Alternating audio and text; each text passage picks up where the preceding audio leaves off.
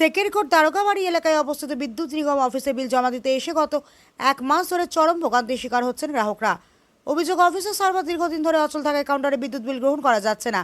বিল জমা দিতে এলে কর্মীরা গ্রাহকদের জানিয়ে দিচ্ছেন সার্ভার সমস্যার কারণে আপাতত বিল নেওয়া সম্ভব নয়। এর ফলে প্রতিদিন সকাল থেকে দীর্ঘ সময় লাইনে দাঁড়িয়েও খালি হাতে ফিরতে হচ্ছে বহু গ্রাহককে। সোমবারেও একই পরিস্থিতির সৃষ্টি হলে ক্ষুব্ধ গ্রাহকরা সংবাদ মাধ্যমের দ্বারস্থ হয়ে তাদের দুর্ভোগের কথা তুলে ধরেন। তাদের অভিযোগ, অফিসের কর্মকর্তারা সমস্যার সমাধান না করে বিষয়টি নিয়ে বিদ্যুৎ নিগমের হেড অফিসে যোগাযোগ করার পরামর্শ দিচ্ছেন। গ্রাহকদের দাবি, দীর্ঘদিন ধরে সার্ভার বিকল থাকলেও সমস্যা স্থায়ী সমাধানে সংশ্লিষ্ট কর্তৃপক্ষের কার্যকর উদ্যোগ চোখে পড়ছে না। ফলে সাধারণ মানুষ প্রতিনিয়ত হয়রানির শিকার হচ্ছেন। তারা দ্রুত সার্ভার সমস্যা সমাধান করে স্বাভাবিকভাবে বিদ্যুৎ বিল গ্রহণের ব্যবস্থা করার জন্য রাজ্য বিদ্যুৎ নিগমের ঊর্ধ্বতন কর্তৃপক্ষের হস্তক্ষেপ কামনা করেছেন। আগরতলার প্রতিনিধি রিপোর্ট, প্রতিদিন ত্রিপুরা। অফিসের সার্ভার ডাউন, গত এক সপ্তাহ ধরে সেটা সেম সিস্টেমই চলতেছে, তার আর কোনো প্রোগ্রেস নাই।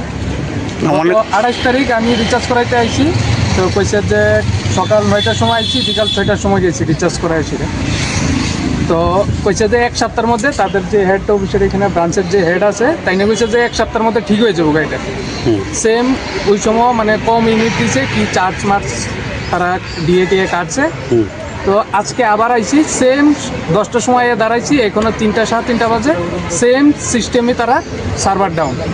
তো তারা হেড অফিসের যে ফোনের ভিতরের যে ম্যানেজার আছে, ম্যানেজারের সাথে কথা কইছি, তো ম্যানেজারে কইতেছে যে এরকমই চলবো, ওখানে যেরকম চলতেছে এরকমই চলবো, যদি বেশি অসুবিধা থাকে তাদের আগরতলা হেড অফিসের লেগে আমরা যাইয়া কথা কইতে।